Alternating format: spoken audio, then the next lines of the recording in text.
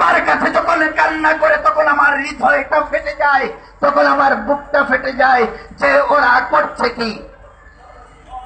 এত লক্ষ লক্ষ কোটি কোটি টাকা একটা প্রতিষ্ঠানে ইনকাম করছে, মাননীয় প্রধানমন্ত্রী শেখ হাসিনা একটি টাকাও পাচ্ছে না, একটি টাকাও রাষ্ট্রীয় কোষাগারে জমা হচ্ছে না।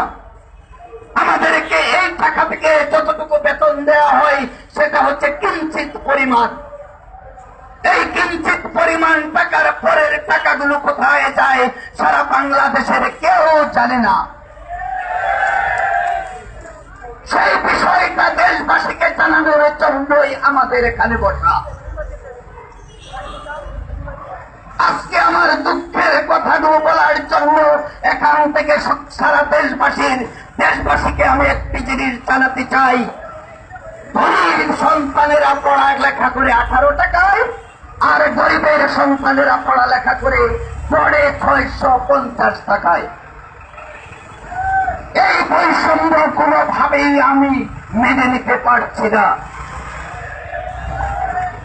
মাননীয় প্রধানমন্ত্রী জননেত্রী শেখ হাসিনা, আপনি গরিবের জন্য কান্না করেন।